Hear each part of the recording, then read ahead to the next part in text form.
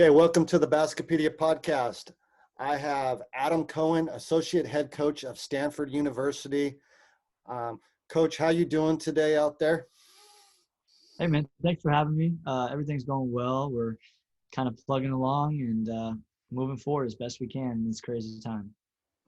Well, I got some questions for you. So first one, you mentioned the crazy times. What are you doing during the pandemic to not go stir crazy, man? What have you been doing? Well, professionally, just trying to get better. Whether it's reading, I read a lot of books over the last 5 months, which have been great, or articles or whatever. Watching a ton of film. I think as we all do, been on a ton of Zoom calls with other coaches, whether it's college, NBA, high school, whatever it may be, trying to learn and grow as best as we can while still, growing relationships with our team, our players, our staff, and, just being more prepared for our upcoming year as best as we can, and I think the unknown is difficult for everybody to have to go through and figure out, how to work through it. But at the same time, we're all trying to get better during this time. And I think just like players, working on their games, I think coaches need to continue to work on their craft and continue to learn and grow as best they can.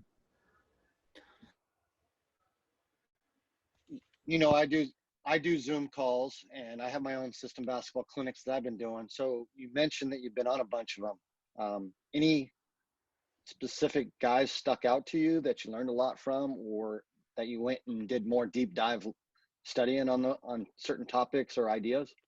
Yeah. One that stuck out a ton to me was Ryan Fanon, who's, I think a lot of people have heard him speak over the last few months and maybe didn't even know about him before that. I mean, for years, he's been sending out kind of plays and emails and things like that. And I've been fortunate to have those, but was able to connect with him. And he's been hitting hard on the offense that the team that he worked for in Jerusalem a couple of years ago ran, with short rolls and playmakers and everything else. And he's now the G League coach with the Erie Bayhawks. And he's done, he's a brilliant basketball mind. He's definitely stood out a ton to me, and we've had some great conversations and just trying to incorporate some of the things that he's learned and that we can learn for our team to make our guys better. It's kind of funny. Somebody on Twitter hit me up on a private message and said, can you get somebody on the 32 pick and roll? And I said, well, who do you have in mind? And he writes Ryan Fanon. So that's kind of like, and this was literally yesterday. So it's kind of funny. Ryan's great. Yeah. He does, what's the website? I forgot the name of the website that I've been following for years. I'm in a blank right this second, but I think he owns and operates it too. But he's a great speaker. So, Coach, you're at Stanford, and then you were at Harvard, Vanderbilt, Rice, all high academic schools. Can you explain what it's like to coach at higher academic institutions, and maybe not a pitfall, but the struggles that you guys go through as a recruiter to get the players? I mean, first of all, first thing is grades. I mean, they're not qualifying in Rice, Harvard, Vanderbilt, and Stanford are the elite of the elite in terms of academics. So can you share a little bit about what it's like to recruit at like Stanford in those schools? Yeah, absolutely. I would say every place has its challenges. Every place has its benefits. At all the schools I've been at, the academics sell itself. It's, there are certain kids that, just want academics. It's really important that they want to set themselves up for a future outside of basketball. Here at Stanford or at Vanderbilt, where you're playing at the highest level of basketball, like we obviously got to find kids that can do the work academically and are motivated and driven to, be great students and set themselves up outside of basketball. But they also better be really good players and guys that are competitive and want to win and want to develop into potential pros down the line. So for us, as amazing as a sell as Stanford is, and it's the most amazing place I've ever been, and it's incredible, the alumni network and everything else, it's really hard to get our list is already small, and then you got to decide, you can't make mistakes here because kids very rarely transfer out. We don't bring transfers in basically ever. So our deal is like we develop kids as freshmen and we get them better as sophomores, and then junior and senior. It's very, very there are very few kids that don't make it a 4-year experience. Now we had a kid this year who was a one and done, just kind of happened to work out that way with our point guard Tyrell Terry. But I would say, the recruiting part of it, the evaluating how driven they are both on and off the court, how competitive they are, has been paramount to who we've recruited, how we've recruited, because at Stanford, you could very easily find kids that only want the academics, and they aren't as driven basketball-wise, or it won't work if they're one or the other. We need the best of both worlds, and we need guys that want the best basketball situation, want to get the best education, that can set themselves up on and off the court. And just trying to find those guys when we have a really small pool is difficult, but when we find those guys, we've tended to do a pretty good job of locking in on a select few that fit our profile. Okay. So you were assistant at Rice from 2012 to 13. Then you went to Harvard, then Vanderbilt, and Stanford. Let's start with Rice. What did you learn underneath that head coach? What type of things did you? Well, we're going to go through each spot here a little bit, and can you pick a thing that you took from each spot along the way that's helped build your coaching philosophy or helped you move up the ranks?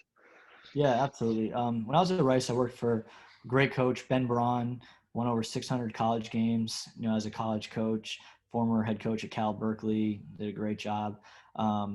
And the biggest thing I learned from him was expect the unexpected. and I say that because when I actually received the job and when I got there, it was about a 3-week, time difference. And when I took the job, we had 5 starters back from a team that won 19 games. And when I left there, and when I got there 3 weeks later, all 5 starters had transferred out. So it was kind of a welcome to being an assistant coach, and you never know what's expected, and you have to learn and make the most of any situation. And we ended up recruiting really, really well, and it was a great opportunity for me to grow and learn and just kind of figure it out on the fly. And he gave me a great platform to just go work and do the best we can. And I learned a lot about just how to manage situations. Okay. And how about at Harvard? At Harvard, working for Tommy Amaker was amazing. We had a great team. I think we won 29 games that year, won the Ivy League, beat Cincinnati in the NCAA tournament, and then had a heartbreaking loss to Michigan State to go to Sweet 16. And but what I learned from him was just how to communicate at a high level. I always say Coach Amaker could run for president, and the way he was able to just speak to people and get them to believe in his vision was really, really impressive. And we had an older group who had been through a lot, and just to be able to see how those guys were able to connect with him and he was able to connect with the guys was really eye-opening to me. And then you moved on to Vanderbilt. Yeah, Kevin Stallings, incredible offensive mind. I mean, he could take something completely new from one year to the next and make it his own and own it and truly, have an elite offense every year. He was incredible at, the year I was there, a couple years I was there, we went to the NIT our first year and went to the NCAA tournament the second year. And our first year we started the entire backcourt was 5 freshmen. So we had no one on the roster other than a freshman point guard, shooting guard, or small forward. So we had to develop these guys and get them to grow. And Coach Stallings came up with an offense that he had never ran before. And we ended up having a great offensive team as that first year and that second year. And it was completely new. So I was just able to pick up a lot of new offensive ideas that really fit our system well. And just kind of learning about how his mind worked on the offensive end was really, really fun and cool to see. And now you're at Stanford, and that's your present job, and you're with Coach Haas or Haas. Yeah. I always pronounce his name. It's Haase, but I'm not always positive if it's Haas. Yeah, it's Coach Haas. He always, everybody gets it wrong, so don't feel bad. But Jared's amazing. He's just a great person. That's the first thing, and just amazing, delegator of responsibilities and manager of people. What this has taught me, and this has been an amazing experience, this is going into year 5, which is just incredible that we've been here this long, is just how to run a program and how to run it from the ground up, creating a culture, having core values, living those core values, recruiting to those core values, finding guys that fit what we want to be about, and then seeing the transformation of a program from day one when you get here to year by year, the progress that we've made culturally, on the court, off the court, recruiting, development, everything. He's really, shown me a lot about how that program can be built and how you can build a culture really well. Well, you mentioned core values. What are the main core values at Stanford? Yeah, we have 3 core values. It's invested, tough, and selfless, ITS. And so we have shirts that say ITS. One of our players actually created a logo that says it, and we live it day by day. I mean, if guys don't love the game, they're not invested in their teammates, they're not adhering to one of the values. We keep the stat of floor burns, which is what Coach Hass actually wrote a book when he was in college called Floor Burns, because he was the guy diving on the floor for loose balls at Kansas back in the day. We keep that stat, and it's just a measure of our toughness. There's obviously a number of other areas as well. And then selfless, just giving up yourself for somebody else. And these are things we talk about, very frequently. We do exercises that, try to create these core values and live the core values. And we try to make it a lot more than just words. We try to make it what we're about and who we are. Okay. So can you briefly tell us about what the day in the life of an assistant coach is? A lot of people think it's a 9 to 5. I'm a high school coach, and it's a 24-hour job. It's not a 9 to 5 job. I probably have some listeners that want to move up the ranks maybe and become a D1 coach. We're going to kind of dive on some of the things that you do and talk about advice and stuff like that. But can you just kind of give us maybe a sample, right? Like normal recruiting type out of season day, what it's like for you? Yeah, if for sure. If I'm in town, I'll give you that example. Then I can kind of give an example on the recruiting trail. But if we're here in Palo Alto and everything, the way it is it's a lot of things that is pretty different every day. It's never the same thing because you're always dealing with different issues. So, for instance, I'll get a workout in early in the morning, and then then the day starts, and it could be anything from you do workouts in the morning, the guys lift. I try to go to as many of the lifting sessions as I can just to be around and see them, sometimes lift with them. Then maybe you go to breakfast with one of the players just to give them some time and have a good conversation with them outside of basketball. Then we usually have a staff meeting, and we talk about everything from, depending when it is in the season or if it's out of season, whether it's recruiting, maybe we have a visit coming up. Maybe we're looking at film of recruits. Maybe we're watching our own guys and talking about development plans. And usually in the afternoon, we have workouts of some sort, whether it's practice or individual workouts or small group workouts, where we're trying to just really organize everything prior to that. So when we get on the court, it's, clear and we have good teaching and everything else. Then, throughout the day, you have recruiting calls from high school coaches, AAU coaches, workout guys. We try to actively recruit 3 classes at once, sophomore, junior, senior classes, a little bit with freshmen. And with that, there are just a lot of calls and people to, make sure we're talking to, so everybody's on the same page, staying in touch with the parents of our current players. The biggest thing, I think, my job as an assistant coach, there's 2 things. One is to help our guys grow and achieve their dreams. That's the biggest thing. And then the second thing is to positively affect their minds. And if they're in a good mental place on the court, off the court, academically, socially, and seeing them grow, like, I know I'm doing my job. And recruiting and the calls you got to make, it's a necessary deal that we all have to do. But you always got to remember the current players are kind of the number one priority. So we try to spend the most time we can with those guys. And we're out of town a lot because we got to jump on a red-eye flight to get to the East Coast to go see a kid play. Like, that happens a lot. And so whether it's a normal day-to-day when you're home or you're on the road, it's pretty hectic. And again, expect the unexpected. Things come up that you never could imagine. Okay. So you're an assistant. What are some of the main traits that a head coach looks for in his assistants that would you say were to being an assistant at the D1 level?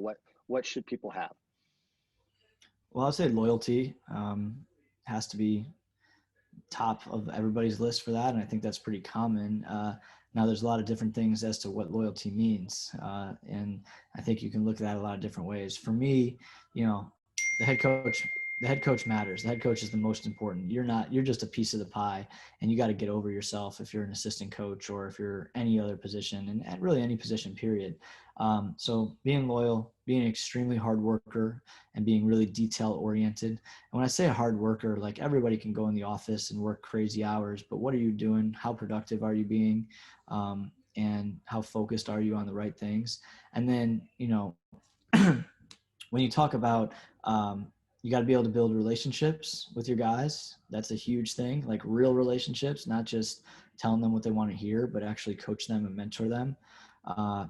And I think, like, as a head coach, you got to know what's important to you, right? Do you want somebody that is going to give you a lot of ideas and thoughts and opinions, and are you a lifelong learner type, or are you somebody who, is pretty set in his ways and you want that assistant coach to mainly recruit guys? Every staff is different. They're set up different ways. I know, one thing that I've loved everywhere I've been is the head coach I've worked for has been very open to ideas and doing things differently and trying to not do what everybody else does. And they want new ideas. They want, us to come up with ways to help the program. And I think at the end of the day, you just got to bring value, and you got to bring value in a lot of different ways. But I'll go back to what I said originally. How are you going to positively affect the minds of those guys? And that's what matters most. Okay. So the Pac-12. Some people say it's down. Some people say it's not where it's supposed to be the last few years. What is it like to coach in that conference, which the likes of the historic programs of UCLA, USC upcoming, you've got Oregon, that's been phenomenal. You got Coach Miller at Arizona. Still great basketball programs, but haven't been able to break through in the tournament of late. What is it like to just have to recruit against those guys and compete in that conference day in and day out? I'll tell you, it's hard. It really, really is. But I think it's awesome. It makes you better every day. You're competing against the best, and in recruiting, you're playing against a borderline NBA player every single night if you're out on that court. And for a kid who has NBA dreams and goals, like, how amazing is that to be tested like that every night? And those are the kind of kids we want to recruit. As coaches, you're evaluated on how you do every day, every game, every practice. Well, you're competing against some amazing coaches. Every coach in our league is really, really good, and we're all trying to do the same thing. So when you're competing against the best of the best, a lot of times, how can you connect with your team best is who wins games. Like, you see teams with a lot of energy and a lot of passion. Those teams usually end up doing pretty well if the energy and passion come from the right place. So I think as a coach, you're tested every day. That's what makes it fun, at this level. And as a player, you're tested every day by playing against the best. So I love it. The league in terms of talent is off the charts. And you can see the number of draft picks there are every year. And I think it's a great league for exposure for coaches and players. Okay. So you mentioned your previous coaches. What other coaches have helped form your philosophy of the way you like to coach or build relationships with your players? Who else has become a big important factor in your coaching? A couple of guys stand out. When I was a manager originally at Arizona for Coach Olson, and Kevin O'Neill ended up taking over the program. Josh Pastner was on that staff. So one of the guys, Josh Pastner, who is now the head coach at Georgia Tech, was the head coach at Memphis. He's kind of been with me since day one, kind of got me into the business. Joe Pasternak, who's now the head coach at UC Santa Barbara, I worked for at University of New Orleans for a year as a graduate assistant. He's a lot like Josh. They actually recommended me Josh recommended me to Joe to be a graduate assistant, and we've kind of been able to get really close from there. Shaka Smart is somebody that I lean on quite a bit in terms of just picking his brain about the business and learning and growing. And he's a incredible motivator. And then I would say the other one is Kevin O'Neill. Kevin O'Neill I worked for at Arizona as a manager, and then I was at USC for 3 years under him, and I learned a ton about defense. And he sometimes gets a bad rep out there, but he is a heck of a defensive coach, and he really took great care of me. So I've learned a lot from a lot of guys, and I'm pretty obsessed with this game. So the best thing I can do is find ways to get better. Hadn't heard Kevin O'Neill's name in a while, and I've heard it twice in the last 2 nights. Last night I did a system clinic. Joe Kuhn from Joliet Junior College did a pack line defense, and Okay. he was showing the KO drill. I love it. The flare screen, all the different actions, the 4-on-4 defensive drill. I'm sure he wrote on his little fast draw diagram. He just called it the KO drill. So I actually asked him, is that for Kevin O'Neill? And he's all, yep. And so 2 days in a row, Kevin O'Neill. So if he ever listens to this, he'll be like, I'm still relevant. He would love to hear that, trust me. So recruiting, coach, crazy times. What unique things have you guys had to do on the farm to recruit? I mean, are you watching these travel ball games through Zoom calls? Are you doing virtual tours? What are you guys doing at Stanford to get your recruiting done? All of the above. We have, I actually have a Zoom call later tonight with a prospect. I mean, almost 3-4 nights a week, we're doing a Zoom with some prospect or a family member or a coach or something to continue the process. In a weird way, it's been a positive to get in front of kids that you necessarily maybe wouldn't get in front of. The hard part is the evaluating part. The phone calls, the names, you hear about kids, that hasn't been too much of a problem for us, and especially the conversation's been all good. But the evaluating part is hard. I mean, these kids put out highlight tapes all the time. We can get their high school film quite often, but that's a long time ago. Kids change a lot over the course of 7, 8, 9 months. And then some kids did play AAU events this summer and spring. Some did not. The kids that did, it was not great basketball because everybody was rusty and they hadn't played at the highest level for quite some time. So it's been a challenge. I think we've done as well as we could at putting together a good list that when we are able to move forward and go back out, we'll be able to actually, take a good look at guys that we're already interested in. And we're trying to just be really patient in making decisions. So don't know if you heard about CIF in California, which is you're in California. Yep. They moved our season to March. It's when we're scheduled to go. So I just wanted to get your thoughts as a college coach. You guys heavily recruit the travel ball, EYBL, and all the elite circuit, as you should. But do you like it that you might have a chance to watch more high school than play in their high school environment and not have to solely focus on their travel ball type play? Because I know it's easy to go to one location and watch all those spots. But the weird thing, though, also is coaches, they're allowed to play travel ball concurrently with their high school team.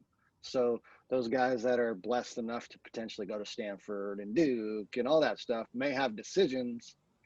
Do I go play in that, or do I go and play in high school? Or they could be signing a lot earlier than they normally will because of the uncertainty of the world. So what do you think? What do you think of California's decision? Do you like that you might be able to watch them play with their high school team? Yeah, I mean, to get a good evaluation on a kid, you got to be able to see them in multiple settings. Very, very rarely, if ever, have we recruited a kid that we did not see in at least a high school game or practice. It's important to us to get a full evaluation on a kid. A high school practice, a high school game, an AAU game, those are all extremely valuable. And they may be very, very different evaluations, just the way the games are played. And the other thing, I really think it's important to know that kids change really frequently. They grow, they have things going on socially, there are issues at home, like all of these things weigh on them, and that affects their performance quite a bit. So the more we're able to see them over the course of multiple months, the better it is. Like, I don't love, for evaluation purposes, I don't love seeing a kid play a game on a Tuesday and then seeing him play another game the following Friday. I would rather see a kid play a game on a Tuesday, wait 2 months, and then see a kid play, then, so we can see what has he done, how has he improved. And that also goes into like the mental makeup of guys, where like how much do they love the game, and how much work are they actually putting in. And it'll be really interesting, with California high school ball starting so late. You got a year from possibly when we've been able to see them live. So from our point of view, from our viewpoints, these kids are going to be so different. And you can watch some highlights online and you can get a feel for it, but it's not going to be the same. So in a lot of ways, we're starting over, but I also think, especially for the 2022 class, the current juniors, we'll have enough time to evaluate them once we're able to. The current seniors, the 2021 class, kids are, dropping really quickly and they're making decisions faster than ever. Yeah, that's what I'm hearing too, because there's so much uncertainty. They just want to have it all set up for them. So, interesting questions. Got some good ones coming up here for you. If you could have dinner with 3 people, dead or alive, Coach, who would it be and why?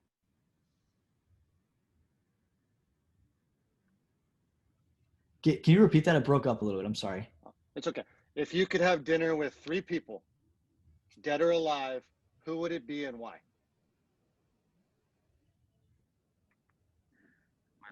Okay, I love it. Can you hear me? Yeah, I can hear you. Can you hear me okay? Yes, I can hear you, Coach. Okay. Broke up for a second. Okay, I think we're good. 3 people to have dinner with. All right, here you go. Barack Obama, number 1. Okay. Without a doubt. Just everything that he stands for and what he's done with our country is just incredible to me. Number 2, Floyd Mayweather. Just absolutely, amazed at how confident he is, and just think there's a lot to him that's so interesting. Been to a couple of his fights and just really enjoy watching that. Number 3, and this may sound very cliche or whatever, but just with 10 of my closest friends and family, because you never see them, you're never around them as much in our business. So to have an opportunity to just go somewhere great and have 10 people around that we love would be the best it could be. Okay.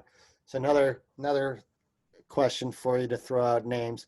Who's on your Mount Rushmore of college coaches? So I won't hold it. None of your ex-bosses will hold it against you if you don't name them. So John Wooden, number 1 for sure. Okay. Coach K, number 2. Roy Williams, number 3, which actually has been with Coach Williams, it's amazing because I've worked for Kevin Stallings and Jared Haas. Both of them worked for Coach Williams. And so I've been able to take a lot from what he's done and just been able to see it from afar. And they all speak so highly of him.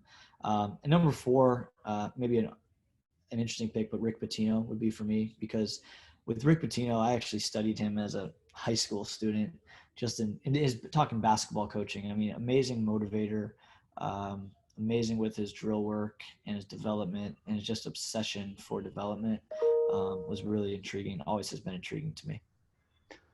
Okay. NBA wise, what impact does that have on the way you guys like to play at Stanford? Does it affect you tremendously? Do you have to, because kids want to go to the league, so do you have to do a lot of NBA concepts on NBA sets, or are you guys more Stanford way? Yeah, I think we take things from everybody. Every coach does, right? And the NBA, I think in a lot of ways, is a couple years ahead of college. And every year you see things from the NBA transform to college more and more and more. So for us, what do we take specifically? We take recruiting long, lean, athletic guys that are versatile and play multiple positions. You'll see our team have a number of guys 6'5" to 6'9". We don't have very many true fives. We have a ton of shooting, and we try to get as many 6'5" to 6'9" shooters who can guard multiple positions as we can find. That doesn't mean they have to switch, even though switching is so big right now. But if they can guard the ball and be able to stretch the court and also get downhill, there's definitely value to that. I will say that concepts in the NBA we do take quite a bit and learn from. The spacing is terrific in the NBA. The skill level obviously is great. We don't have very many ISOs in what we do. A lot of it's much more motion based. But there are so many ideas that NBA teams use, from offensive rebounding, transition defense, to pick and roll defense, to early offense, that I think we definitely look at and try to take ideas of it towards our program.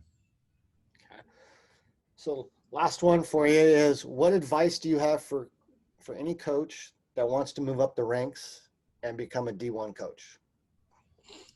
So I get this question quite a bit, and I love answering it because I've literally been a no-name high school player who was very average as a player, a manager, a GA, a video coordinator, director of ops, low-level assistant coach, high-level assistant coach, and now associate head coach. So I've had a lot of different roles at a lot of different places. I believe you have to be in it for the right reasons. You have to be in it to help the players. You can't be in it because you want to have fame or any of that, or money. That's not what it's about. It's about how you're going to help the players. That's what a coach does. And I also believe that you got to put yourself in a position where somebody in the Division I ranks will help you and take care of you.